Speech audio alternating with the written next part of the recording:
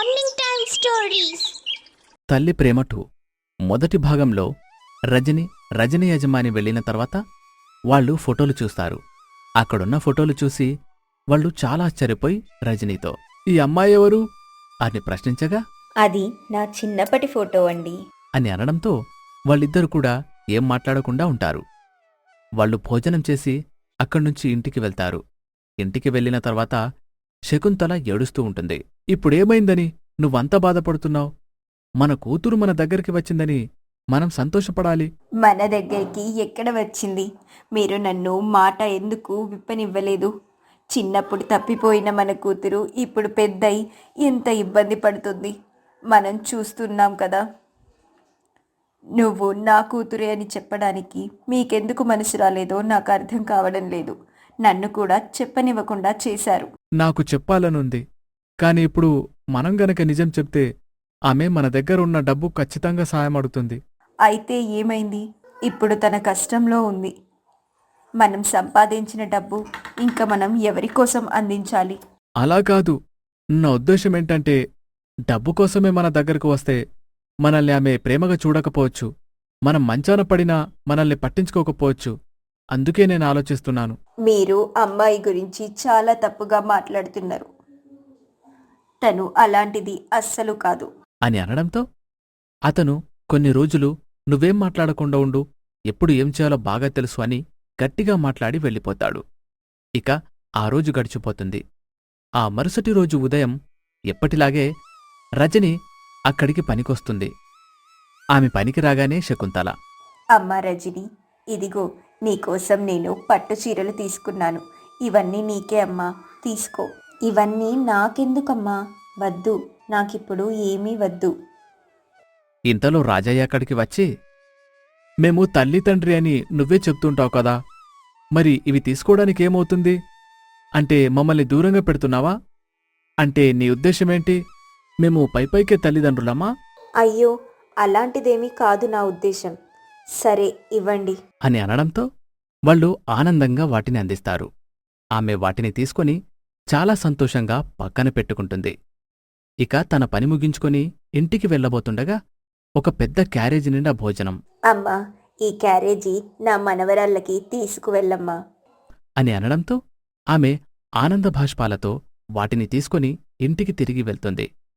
ఇద్దరు కూతుళ్ళు స్కూల్ నుంచి వచ్చిన వెంటనే వాళ్ళిద్దరూ వాటిని చూసి చాలా సంతోషపడుతూ, అబ్బా, అమ్మమ్మ వాళ్ళు నా కోసం పంపించారా? చాలా బాగుందమ్మా చూడ్డానికి. తింటే ఇంకెంత బాగుంటుందో. నువ్వే చేశావా? తల్లి, "ఎవరు? నేనే చేశాను" అని అనడంతో మళ్ళీ మరింత సంతోషపడుతూ వాటిని తింటారు. అమ్మా, వాళ్ళు నిజంగానే చాలా మంచి వాళ్ళలాగా ఉన్నారు. అందుకే మనకి ఇంత సహాయం చేస్తున్నారు. మొన్నటి వరకు మనల్ని ఎవ్వరూ పట్టించుకోలేదు. ఇప్పుడు వాళ్ళు మనల్ని చాలా ప్రేమగా చూసుకుంటూ ఉంటే చాలా బాగుందమ్మా అని అనడంతో తల్లి కూడా అవునమ్మా అని అంటుంది. ఇక అలా వాళ్ల గురించి మాట్లాడుకుంటూ ఉంటారు. ఆ సమయంలోనే దసరా కారణంగా సెలవులు వచ్చాయని తెలియడంతో, అయితే ఈ వారం జాగ్రత్తగా ఇంటి దగ్గరే ఉండండి, ఎక్కడికి వెళ్ళకూడదు. అమ్మా, ఈ వారం రోజులు మేము తాతయ్య షాప్లో పనికి వెళ్తాము. ఎంతో కొంత డబ్బులు వస్తాయి కదా. అందుకు తల్లి వద్దు అని చెప్పడంతో వాళ్ళు లేదు మేము వెళ్తాము అని అంటారు. ఇక ఆమె సరేలే అని అంటుంది. ఇక మరుసటి రోజు తల్లి జమీందారింటికి పనికి వెళ్తే ఆ ఆడపిల్లలిద్దరూ కూడా స్వీట్ షాప్లో స్వీట్ తయారు చేయడానికి వెళ్తారు. అక్కడ పనిచేస్తూ ఉండగా ఇంతలో అక్కడ పనిచేసే సీనయ్య వాళ్ల దగ్గరికి వస్తాడు. "అమ్మాయిలు, మీరు పనిలో రావడం వల్ల నాకు ఎంత నష్టమో తెలుసా? మీరు రావడం వలన నాకు పనివ్వడం లేదు ఈ జమీందారు. నేను కూడా బ్రతకాలి కదా, నాకు మరో పని చేతకాదు. దయచేసి నా పొట్ట మీద కొట్టకండి." ఆ మాటలు విన్నవాళ్ళు, నిజానికి మా పరిస్థితి కూడా బాలేదు, అందుకే ఇక్కడికి వచ్చాము. అంతేకాని నీ పనిని మేము పూర్తిగా సొంతం చేసుకోవాలని కాదు అంటూ వాళ్ల కుటుంబం సంగతి చెప్తుంది. ఆ మాటలు విన్న సీనయ్య కూడా చాలా బాధపడతాడు. కాని అతనిక్కూడా డబ్బు అవసరం. ఏం చేయాలో అర్థం కాదు. అప్పుడు అరావలి, సరే, ఒక పని చెయ్యండి. మేమిద్దరం కూడా ఒక్క కూలియే తీసుకుంటాము. మీ పని మీరు చేసుకోండి. మీ డబ్బులు మీకు వస్తాయి కదా అని జాలిగా అంటుంది.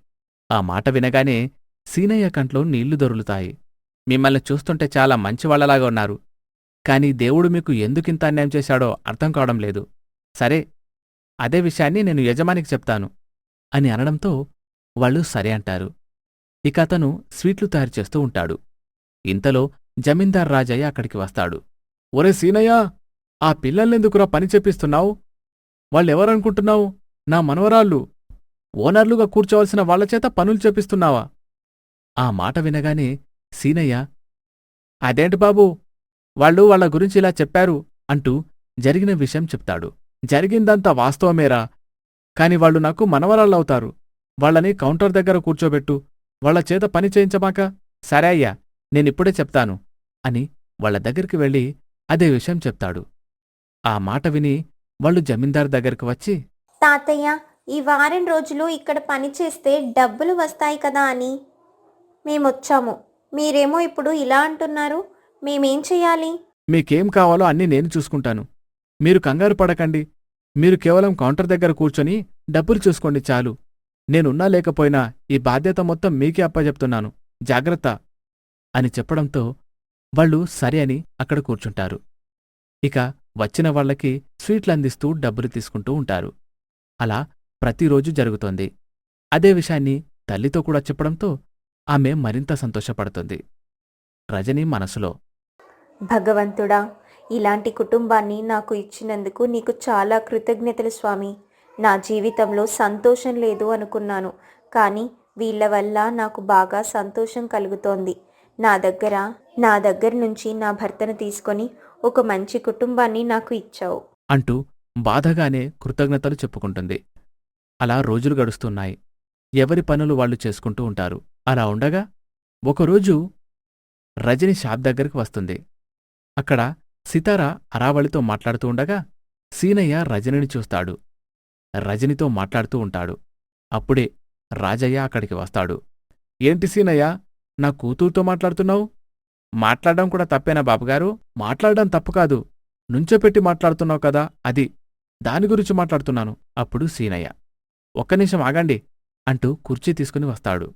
దాన్ని చూసి రజని నవ్వుకుంటూ, నేను వెళ్తున్నా అని చెప్పి అక్కడ్నుంచి తిరిగి పనికోసం జమీందారింటికి వెళ్తుంది. అక్కడికి వెళ్ళి తన పని తను చేసుకుంటూ ఉండగా ఇంతలో శకుంతల వచ్చి, అమ్మా రజని, పండగ దగ్గరికి వస్తుంది కదా, చివరి రోజు ఇంట్లో పూజ చేసుకుంటాము. అందుకే ఇల్లు మొత్తం శుభ్రం చెయ్యి, అలాగే స్టోర్ రూంలో కూడా శుభ్రం చెయ్యి అని అనడంతో తను సరే అని అంటుంది. అలా తన పని తను చేసుకుంటూ ఉండగా స్టోర్ రూంలో కూడా వెళ్లి పని చేస్తూ ఉంటుంది. అప్పుడు ఒక ఫోటో కనబడుతుంది. అది ఎవరో కాదు, తల్లిదండ్రులతో కలిసి ఉన్న తన ఫోటో. తను చూసి ఆమె ఆశ్చర్యపోతుంది. రజని మనసులో, నా ఫోటో వీళ్ళ దగ్గర ఎందుకుంది? అంటే నాకు వీళ్ళకి ఏదో సంబంధం ఉంది, కానీ అదేంటో వాళ్ళు చెప్పడం లేదు. నన్ను ఇంత ప్రేమగా చూసుకోవడానికి కారణం కూడా అదే అనుకుంటా. ఇప్పుడు ఈ విషయం గురించి నేను ఎలా అడగాలి? అడిగితే ఏం జరుగుతుందో ఏమో అని నాకు భయంగా ఉంది అని అనుకుంటూ ఉంటుంది. రజని జమీందారు సొంత కూతురే అన్న విషయం తనకి తెలుస్తుందా? అసలు ఏం జరుగుతుంది అనేది తర్వాయి భాగంలో చూద్దాం.